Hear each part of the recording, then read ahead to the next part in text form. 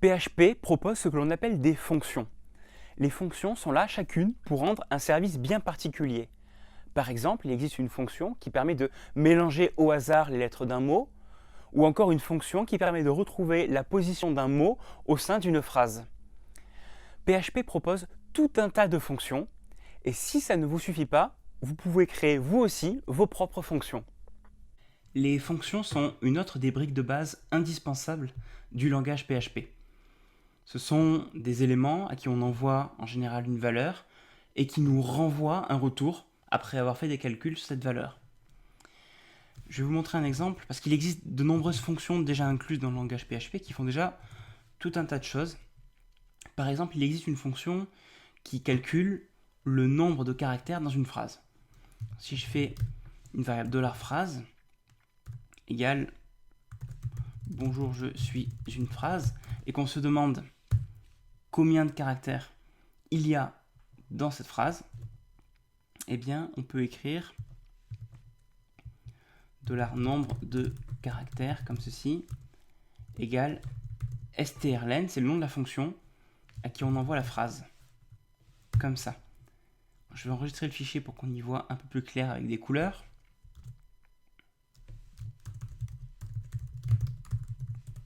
Voilà. Donc, on a une variable phrase qui contient une phrase. Et ensuite, on fait un calcul sur cette phrase. On l'envoie en fait à la fonction strlen qui calcule le nombre de caractères qu'il y a dans la variable. Et ce résultat, c'est un nombre, c'est le nombre de caractères, il est mis dans la variable nombre de caractères. Du coup, je peux l'afficher en disant il y a nombre de caractères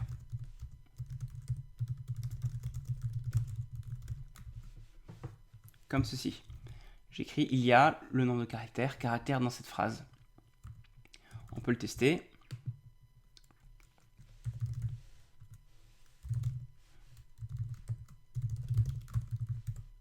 Voilà.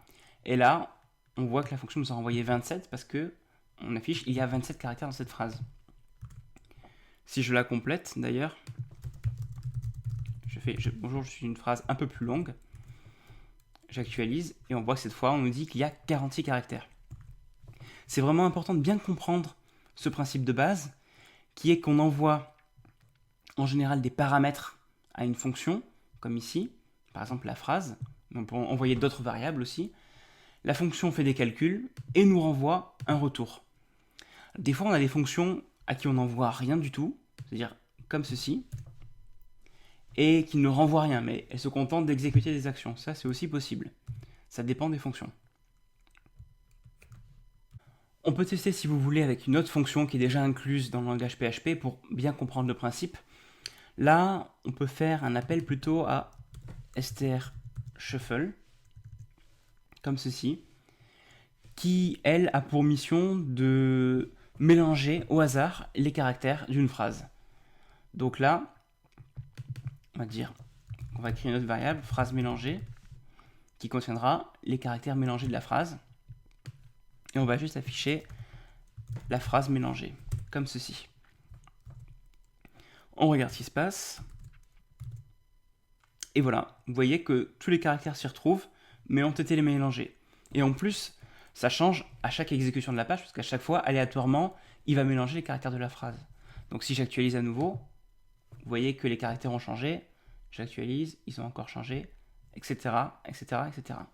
Alors il faut savoir bien manipuler les fonctions et les variables, et dans un cas comme ça, c'est peut-être pas indispensable de stocker la phrase mélangée dans une variable. On pourrait directement prendre la fonction et la placer dans l'instruction echo, comme ceci. Là, ça veut dire echo, on va afficher le résultat de strshuffle phrase.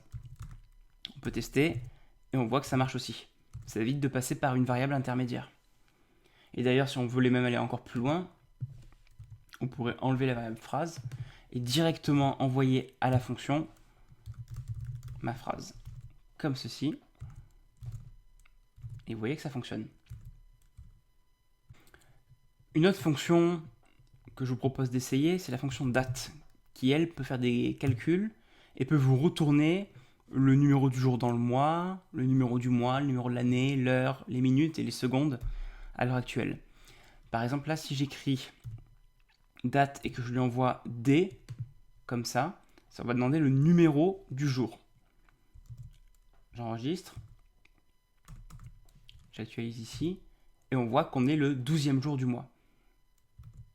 Si on veut demander le mois, on peut aussi le faire en écrivant M, comme ceci. Et là, on voit qu'on est le mois numéro 3, donc ça veut dire qu'on est en mars. Ça, c'est une fonction qui est vraiment très très pratique, puisqu'avec ça, vous pouvez récupérer toutes les informations sur la date actuelle et faire des calculs par rapport à ça. Pensez à regarder systématiquement la documentation de PHP quand vous avez besoin d'une fonctionnalité. Il y a fort à parier qu'une fonction existe déjà qui fait exactement ce dont vous avez besoin. Alors certes, PHP propose de très nombreuses fonctions qui sont déjà toutes faites, mais si vous voulez, vous pouvez aussi créer vos propres fonctions. Comment ça fonctionne? Eh bien, il faut écrire comme ceci, function, pour déclarer une fonction, lui donner un nom, par exemple, là on va faire la fonction dire bonjour, qui demande à l'ordinateur de dire bonjour, qui prend en paramètre un nom, voilà, c'est une variable nom, comme ceci. Et là, tout ce qui est entre ces accolades, c'est le contenu de la fonction. Donc là, on peut faire tout un tas de calculs et d'opérations. On va juste se contenter de dire echo bonjour suivi du nom qu'on nous a transmis. Alors, ce code, il faut vraiment être prudent, il ne fait rien du tout en l'état. Vous allez voir, on peut le tester. Vous voyez, rien ne s'affiche sur la page. Pourquoi? Parce qu'on a juste déclaré une fonction, c'est-à-dire on a dit voilà un mécanisme qu'on peut appeler quand on veut, si on veut dire bonjour facilement. Mais en soi, la fonction n'est jamais exécutée. Si on veut l'exécuter, il faut ensuite, une fois qu'on a déclaré la fonction, l'appeler comme ceci, en écrivant dire bonjour et en mettant en paramètre un nom qu'on veut afficher, par exemple Marie. Voilà, comme ceci. Ça, c'est la déclaration de la fonction. On a besoin de le faire une seule fois. Et ça, c'est l'appel de la fonction. Et ça, on peut appeler la fonction plein de fois dans la page si on veut. Avec dire bonjour Marie, cette valeur Marie sera en fait insérée dans la variable nom ici. Vous voyez qu'elle est entre parenthèses. Et du coup, nom ici vaudra Marie. Et ça affichera echo bonjour Marie. On peut tester. Et voilà. Et l'intérêt des fonctions, évidemment, c'est d'éviter un travail fastidieux et répétitif. Donc, si je veux dire bonjour Marie, Mathieu, Michel, comme ceci,